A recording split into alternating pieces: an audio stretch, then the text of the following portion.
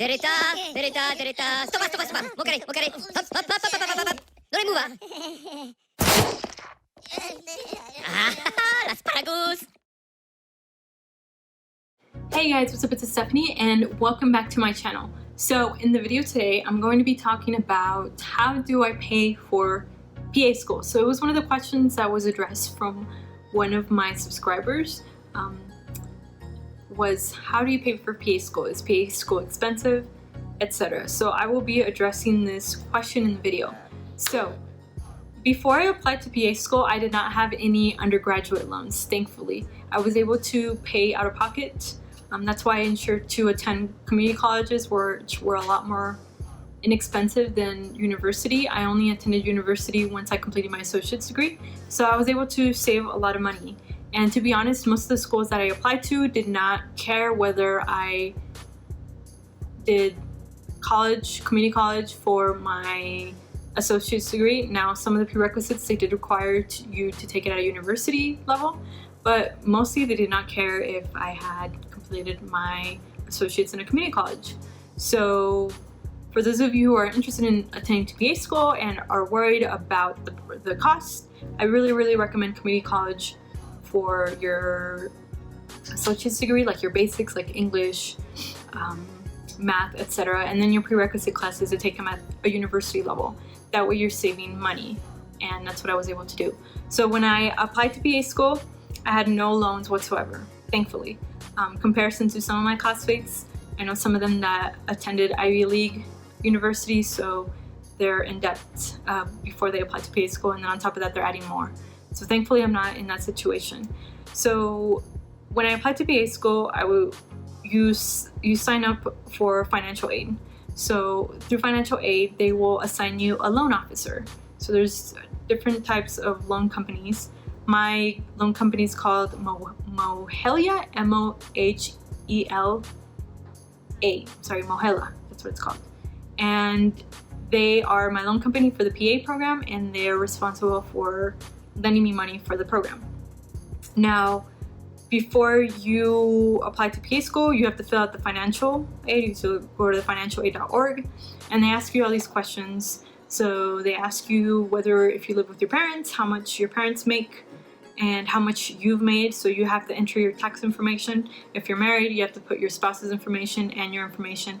And based on that information is how much they're going to lend you. It's interesting because for health professions or just medical professions in general, they're very splendid in loaning you money, I've seen. So sometimes they'll loan you a lot more than what you need, and that happens to me most of the time, and I just end up returning most of the money back because I don't want to get a lot of money out that I don't need because you're accruing interest. So that's one thing you have to keep in mind, is that your interest rate is increasing. So I finished my financial aid, and then I started PA school, and then your money will usually be dispersed before you start the program.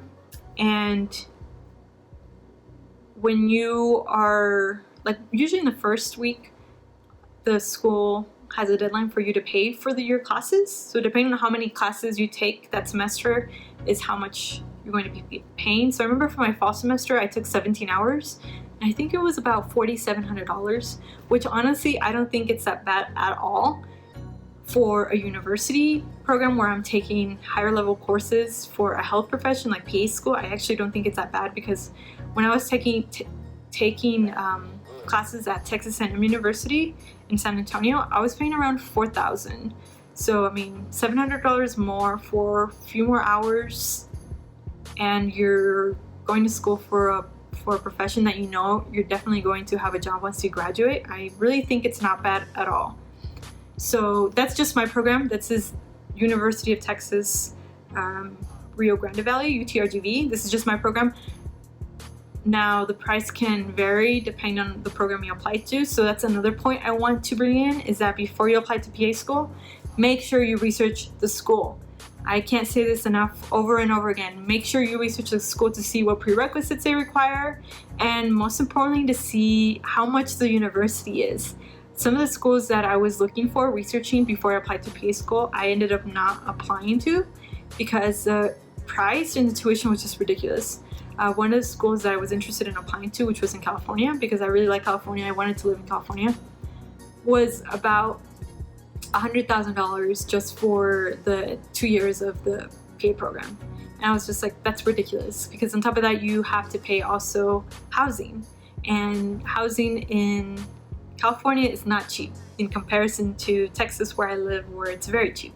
So that was one of the things that I took into consideration before applying to PA school, and that's one of the things you want to take into consideration when applying to PA school also, is that you want to research the school and also research the price. Now, if you want to attend like an Ivy League school and you're like, I want to go to the school, I don't care, then good for you.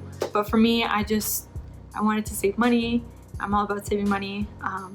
Maybe because I was brought up from a family that didn't come from much, but I wanted to save money, and that's why I decided to attend UTRGV. So first semester, like I said, $4,700. That was for about 17 hours of classes, which I think is not bad at all. So for that, I remember my financial aid, so the loan company called Mohela. Yes, Mohela. They gave me about, I think it was like $8,000 for the first semester.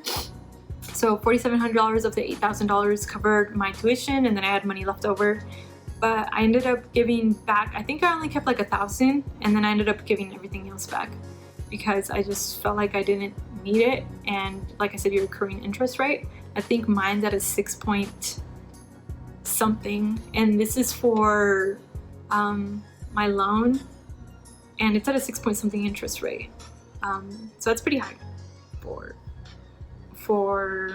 a loan. So imagine, I mean, you're accruing that. By the time you graduate, it's going to be a lot, specifically if you take out a lot of money. So that's one of the things that I make sure every semester is to not take out a lot of money. Now, it's been a whole year. I just finished my didactic year, and last time I checked my loan, how much I owed, I'm at $17,000. I think $17,500, and that's for an entire year. So that was from August to August, and that was a fall semester, a spring semester, and a summer semester. So that was 3 semesters. My first semester was 17 hours, second semester was 18 hours, and summer was 13. Now, summer is a lot more expensive than the previous semesters. So for the summer, I kind of paid almost the same price, probably $100 more than the spring and fall, even if I was taking less hours, and summer's usually always expensive. So right now, as of right now, I'm at $17,500 for first year, which honestly I think it's not bad. Now, another thing that is saving me money is that I'm living with family, so I'm able to save a lot of money by living with my family, thankfully. Now, for those individuals that have classmates that are out of the city, out of the state, etc., they're having to pay for housing. So of course that adds to your loan. So they take out more loan than I do. So that's really understandable. So another thing I recommend is that if you have family in town where you're living or you're attending school, make sure that you stay with them because you save a lot of money. You really do. And I mean, 12 months of rent, plus you're paying for food, gas, electricity, that's about what? Say you're spending about $1,000 per month, that's about $12,000 you're saving if you stay with a family member rather than having to pay for housing. So thankfully I don't live with a family member. I mean, I don't have to pay housing. I live with a family member, so I'm able to save that money. Now, in regards to books, I usually will rent ebooks for my classes. That way I save money. But to be honest with you, I haven't spent that much money on ebooks because I'm just not a person who likes to read, and I feel like I don't learn from reading.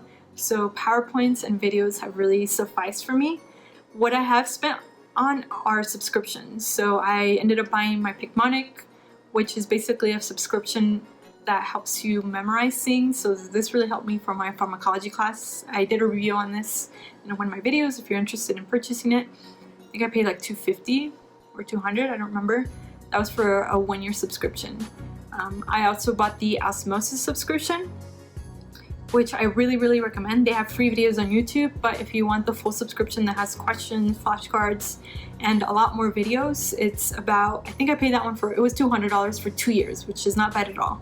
So that's already $450, right, for the 2 programs. And also, of course, you're having to pay for your scrubs. I really like the figs, and the figs scrubs are very expensive, but I feel like they're worth it. So of course I spend about $60 or $70 per pair. If they're on sale, then I'll spend $50.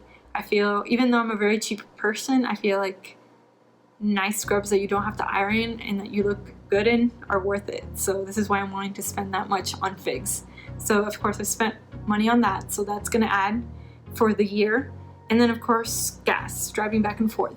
Another thing that I wanted to make a video about is that I've become addicted to coffee since I started PA school. So I've spent a lot of money on coffee. Starbucks. I'm at Starbucks all the time. You'll find me there every weekend, every Friday. And especially exam weeks, I'm there like every day. I mean, the baristas already know my name, and sometimes I'm just so tired. They're just like, if I go to different Starbucks, they're like, "What's your name?" I'm like, "Yes." And so they'll put yes on my coffee cups because I'm just so exhausted. But yes, coffee. I spent money on coffee. So I'm actually gonna make a video about that because I'm interested to see how much money I've spent on Starbucks or just coffee in general since I started my didactic year. So that's another expense you want to add in, unless you're not a coffee drinker. I was not a coffee drinker before I started PA school because I hated coffee and I was scared that coffee was gonna stain my teeth. But I've been addicted to coffee since I started PA school, specifically during exam weeks where I'm not sleeping as much as I should, or finals week. So that's another cost you want to add in. Your stethoscope, of course. Thankfully, my sister bought me mine, so I didn't have to put that expense for that. But they run around $100 to $200 for a nice one, like a Littmann stethoscope. Also, for your didactic year, you usually need a diagnostic kit. I will be making a video about this. Also, I ended up buying a cheap diagnostic kit on Amazon for about $120, and it was a piece of crap. It was a piece of crap. And I wish I would have spent the $500 or $600 for the good brand. The name is not running in my head right now, but I will put it across the screen. But it's a great great diagnostic kit, and I did not buy it because I wanted to be cheap. And now I'm paying the consequences because I'm gonna have to buy them separately. So that was another expense. It's about $600, $700 depending on which products you want to get, etc. Whether you want the battery one, whether you want the non-battery one, etc. So that's another expense that also goes into your didactic year. So yeah, and I actually just, since I'm about to start my clinical year, I just finished my didactic year. I just finished paying like $500 for a program that I'm going to need for the next 2 years. So that's another expense that I added, and I actually kept $2,000 more from what I was offered from my loans to be able to pay this and some other expenses since didactic year is coming, and I need a lot of stuff like my MMR, my titers, my TB, etc. So that's actually really expensive. So I need a lot of stuff for my clinical year, so I'm actually taking a little bit more and keeping a little bit more from those loans. So yeah, basically that is how I'm paying for my didactic year. Now another thing also is that I had worked previously, and I worked a lot previously, and I saved a lot of money. So I am able to use that money to pay for some of the stuff, like say I want to go out to eat with friends, say I want to go to the store and buy some outfits. So I don't have to take out loan money. I'm able to use my own money for that, or groceries, going out to dinner, etc. So that money I'm able to save and use for myself. Now in regards to medical insurance, thankfully I have my husband's insurance, but I know some of my classmates have to pay for that also, insurance, and it's a lot of money. Sometimes they get I think they have the school one is like a 1 year, it's like $250 or $350. I think they said that's what they pay. So that's another expense you also want to take into consideration, is your medical insurance, and also your car insurance. It's one of the things also I just remembered I pay for. and your phone, of course. So yeah, that's just in general. That's just for my first year. I will come back and make another video to see how it went for my second year and give you an update of how much in depth I am for my second year. So about $17,500 from last time I checked. That includes the interest. So in general, it's $16,000, and I think it's like $1,500 that I've accrued in interest for the entire year, because my interest is at a 6 point something. And then sometimes when I need extra loans, or like during the summer, they didn't offer me a lot of loans, and the one that they did offer me was a higher percentage. It was like a 7 point something. So I ended up getting that one, and that one was expensive. So yeah, so $17,500 as for the first semester. That's my tuition. Also any money that I've taken out extra to pay for expenses like books, diagnostic kits, etc. But most of it, the fun stuff like coffee, going out to eat, is just my own money. So yeah. Alright guys, well thanks for watching my videos. If you guys have any comments, concerns, etc., just make sure you comment below, and I'll talk to you guys later. Bye.